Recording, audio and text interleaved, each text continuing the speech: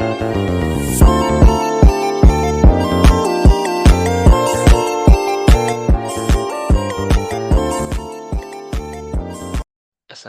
warahmatullahi wabarakatuh. Perkenalkan, nama saya Muhammad Azmi Umari dari kelas 29 jurusan Akuntansi Sektor Publik. Jadi di sini saya akan menjelaskan materi perpajakan pertemuan ke-13. Nah, jadi di sini pertemuan 13 ini akan membahas tentang Bea Materai. Langsung saja ke materi pembahasnya. Simak yuk.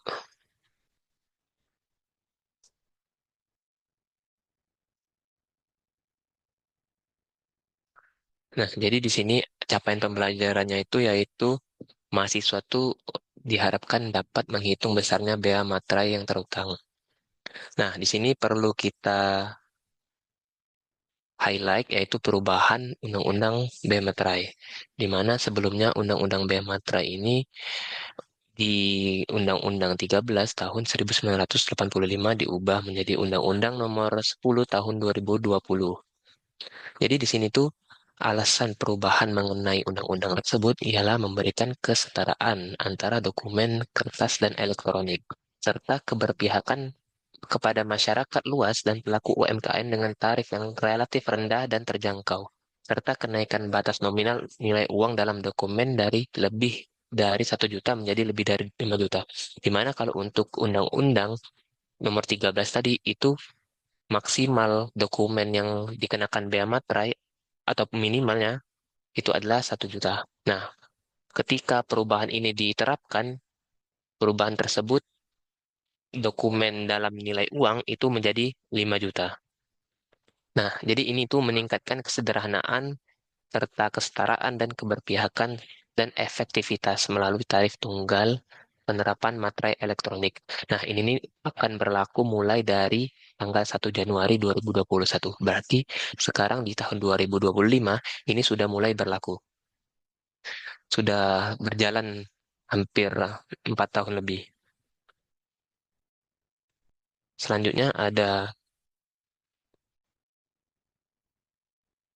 pajak atas dokumen. Nah, bea materai ini adalah pajak atas dokumen. Nah, pengertian dokumen tersendiri yaitu sesuatu yang ditulis atau tulisan dalam bentuk tulisan tangan, baik itu bisa cetakan ataupun elektronik. Nah, ini nih dapat dipakai sebagai alat bukti atau untuk menerangkan sesuatu yang berhubungan dengan hukum-hukum perdata ataupun yang berhubungan dengan perdata ataupun private dan publik juga bisa. Nah, bea materai ini dikenakan 1 kali dalam setiap dokumen. Nah, dokumennya di sini merangkup rangkap-rangkap yang akan dijelaskan di slide selanjutnya.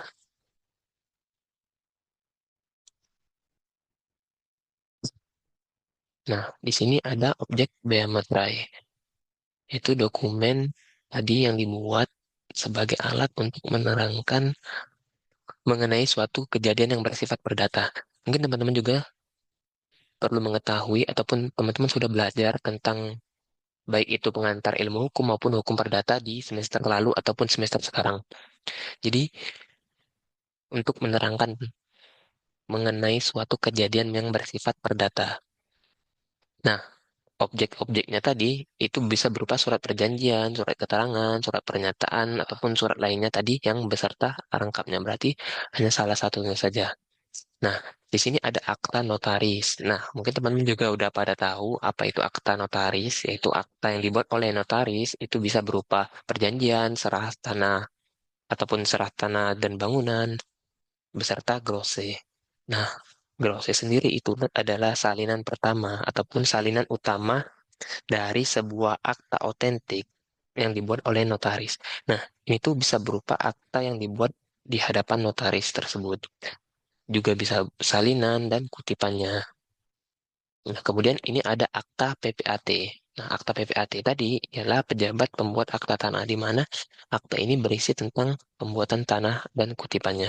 Kemudian ada surat berharga dengan nama dan dalam bentuk apapun, dokumen transaksi surat berharga, termasuk dokumen transaksi kontrak berjangka dengan nama dan dalam bentuk apapun. Nah, mungkin teman-teman juga kalau ingin lebih memahami tentang objek-objek bea materai itu bisa melihat Undang-Undang Nomor 10 Tahun 2020 tadi. tentang perubahan atas undang-undang sebelumnya. Nah, kemudian ada dokumen lelang yang berupa kutipan risalah, minuta risalah lelang, salinan risalah lelang, dan grose risalah lelang. Nah, ada juga yang telah disebutkan pada slide-slide sebelumnya, yaitu untuk mendukung UMKM. Kalau sebelumnya itu undang-undang sebelumnya itu mengatur nominal lebih dari 1 juta, maka di sini dalam undang-undang ini itu mengatur dalam lebih dari 5 juta. Jadi dokumennya itu harus menyebutkan penerimaan uangnya, terus berisi pengakuan, terus berisi tentang keterangan dilunasi seluruhnya ataupun sebagiannya, kemudian diperhitungkan berapa total dari nilai nominal dokumen tersebut. Nah, kemudian ada dokumen lain yang ditetapkan dengan peraturan pemerintah. Ini mungkin akan masuk ke dalam peraturan pemerintah. Mungkin teman-teman juga bisa cari di internet itu dokumen-dokumen lainnya. Karena di dalam Undang-Undang Nomor 10 Tahun 2020 itu hanya dijalankan sampai sini. Baik, selanjutnya ada dokumen yang digunakan sebagai alat bukti di pengadilan. Mungkin teman-teman juga pernah lihat, saya kalau ada orang itu ingin membuktikan suatu perkara itu ada dokumen-dokumen yang terkait. Nah, dokumen-dokumen tersebut harus disertai dengan meterai yang telah ditetapkan dalam undang-undang ini. Nah, jadi ini ada dokumen yang BM-nya belum dibayar lunas. Nah, untuk BM-nya yang belum dibayar lunas itu akan melakukan proses lebih lanjut. Nah, proses-proses tersebut itu akan dijelaskan di slide-slide selanjutnya. Adapun dokumen yang sebelumnya tidak terutang BM. Nah, jika dokumen tersebut itu memang bukan objek dari BM Metrai dan ingin dibawa ke pengadilan, maka dokumen tersebut harus dikenakan bea materai karena ingin dibuktikan di pengadilan tadi. Oke, kita lanjut ke slide selanjutnya. Itu ada tarif bea materai. Nah, jika dalam undang-undang ataupun dalam sebelum undang-undang ini, misalnya seperti tahun 2010-an itu, mungkin bea materai yang teman-teman ketahui ada 3.000 dan 6.000. Namun sekarang sudah diubah sebesar 10.000. Nah, kemudian ada dokumen yang tidak dikenakan bea materai. Mungkin teman-teman juga harus meng-highlight ini ataupun bisa menghafalnya dikarenakan ini kemungkinan besar akan muncul di UAS nanti. Nah, ini ada dokumen terkait lalu lintas orang dan barang, seperti surat penyimpanan barang, konesemen, surat angkutan penumpang dan barang, pokoknya yang terkait dengan lalu lintas orang dan barang. Kemudian ada segala bentuk ijazah. Nah, mungkin teman-teman juga belum pernah lihat ijazah yang dikenakan ataupun dibubuhi oleh meterai. Kemudian ada tanda terima pembayaran gaji, uang tunggu, uang pensiun, uang tunjangan, dan pembayaran lainnya. Nah, ini hal-hal lainnya yang berhubungan dengan hubungan kerja itu tidak dikenakan bea materai serta surat yang diserahkan untuk mendapatkan pembayaran tersebut. Ini beda seperti objek-objek tadi. Kemudian ada tanda bukti penerimaan uang negara dari kas negara, kas pemerintah daerah, bank, dan lembaga lainnya yang ditunjuk oleh negara berdasarkan ketentuan peraturan perundang-undangan. Kemudian ada kwitansi untuk semua jenis pajak dan untuk penerimaan yang dapat dipersamakan dengan itu yang berasal dari kas negara, kas pemerintah daerah, bank, dan lembaga lainnya. Nah, kemudian ada lanjutannya yaitu tanda penerimaan uang yang dibuat untuk keperluan intern organisasi. Kemudian ada dokumen yang menyebutkan simpanan uang atau surat berharga, surat gadai. Kemudian ada tanda pembagian keuntungan, bunga, atau imbal hasil dari surat berharga dengan nama dan bentuk apapun. Kemudian ada dokumen yang diterbitkan atau dihasilkan oleh Bank Indonesia dalam rangka pelaksanaan kebijakan moneter. Nah, selanjutnya, kapan terutang bea metra ini? Ini seperti pajak-pajak lainnya, yaitu bea metra itu bisa terutang melalui beberapa kasus, yaitu dokumen dibubuhi oleh tanda tangan. Nah, itu bisa berupa surat perjanjian, akta notaris, beserta grose lainnya, akta PPAT, dan lain-lainnya. Nah, dokumen dibubuhi tanda tangan ini maksudnya adalah ketika bea materai itu ditempel dan tanda tangan akan ditulis ataupun diletakkan pada atas materai, menyentuh sedikit bagian ataupun menyentuh bagian-bagian dari materai yang telah dibubuhi di dokumen tersebut. Kemudian ada dokumen selesai dibuat.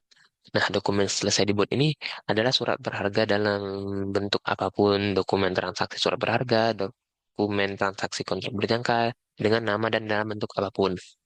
Kemudian ada dokumen diserahkan kepada pihak untuk siapa dokumen tersebut dibuat. Nah, jadi di sini itu bisa berupa seperti surat keterangan, surat pernyataan, atau surat lainnya yang sejenis beserta rangkap-rangkapnya. Nah, kalau untuk dokumen lelang kan diserahkan untuk pelelang ataupun untuk seseorang yang melakukan lelang tersebut. Kemudian ada dokumen yang menyatakan jumlah uang tadi. Minimal itu 5 juta, 5 juta atau lebih. Nah, kemudian ada saat terutang bea materai. Ketika dokumen ingin diajukan ke pengadilan, itu dokumen tersebut saat itu terutang bea materai.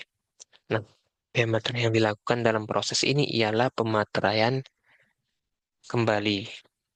Nah, di sini pemateraian kembali itu akan dilakukan melalui, bisa teman-teman baca proses pemateraian kemudian. Pemateraian kemudian itu bisa dibaca di Undang-Undang Nomor 10 Tahun 2020, tepatnya pada bab 4 tentang pemateraian kemudian.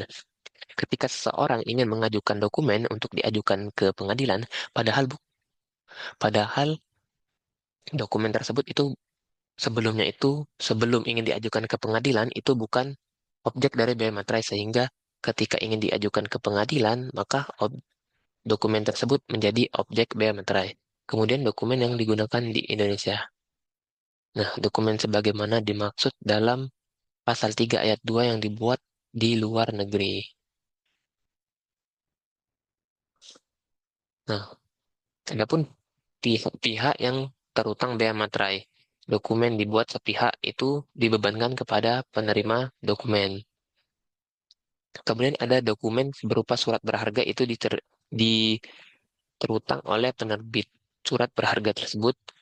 Adapun dokumen yang dibuat di luar negeri dan dipakai di Indonesia itu pihak yang menerima manfaat atas dokumen. Kemudian ada dokumen yang dibuat dua pihak atau lebih. Masing-masing pihak dokumen dapat membubuhi ataupun dapat terutang bea materai dikarenakan dokumen tadi dibuat oleh dua pihak atau lebih. Kemudian ada dokumen sebagai alat bukti di pengadilan. Nah, pihak yang mengajukan dokumen untuk sebagai bahan bukti itu dibebankan atas turutnya bea materai tersebut. Kemudian ada pihak yang membayar bea materai dapat disepakati oleh para pihak. Karena mungkin untuk bea materai tersebut, karena nominalnya tergolong rendah, itu bisa disepakati oleh para pihak siapa yang ingin membayar ataupun siapa yang terutang bea materai tersebut.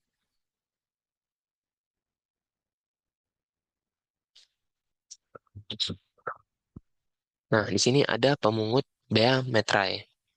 Pemungut bea materai ini sesuai dengan Peraturan Menteri Keuangan Nomor 151. Nah, di sini itu bea materai terutang atas dokumen tertentu yang menjadi objek bea materai dipungut oleh pemungut bea materai. Jadi surat berharga berupa cek dan bilet giro, dokumen transaksi surat berharga termasuk dokumen transaksi kontrak berjangka, kemudian memfasilitasi penerbitan dokumen tertentu berupa surat berharga, berupa cek dan bilet. Nah, ini objek bea materai ini dipungut oleh bea materai. Pemungut bea materai. Kemudian pemungut bea materai itu menetapkan dengan surat penetapan sebagai pemungut bea materai yang berlaku sejak awal bulan berikutnya setelah tanggal surat penetapan. Nah, mungkin teman-teman juga ingin mengetahui kalau dokumen yang tidak disertai bea materai itu akan menjadi seperti apa ataupun akan diproses seperti apa. Nah, pertama-tama dokumen tersebut tidak dapat dijadikan alat bukti di pengadilan karena tidak ataupun media alat untuk menerangkan dokumen yang dibuat sebagai bukti mengenai suatu kejadian yang bersifat perdata tadi. Kemudian, dokumen tersebut akan ditolak oleh pejabat umum dikarenakan dokumen tersebut kesannya tidak sah. Nah, kemudian pejabat-pejabat umum tersebut bisa berupa pemerintah, notaris, ataupun pejabat lainnya. Kenapa ini ditolak oleh pejabat umum? Karena secara hukum dokumen ini tidak diperbolehkan untuk diterima, dipertimbangkan atau untuk disimpan oleh pejabat-pejabat umum. Karena dokumen tersebut seharusnya dikenai bea materai tetapi belum dilunasi. Nah, kemudian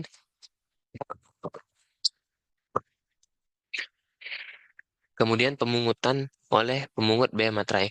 Kapan pemungut akan memungut bea materai ketika dokumen tersebut diterima oleh pembuat materai untuk surat berharga berupa cek dan bilet giro.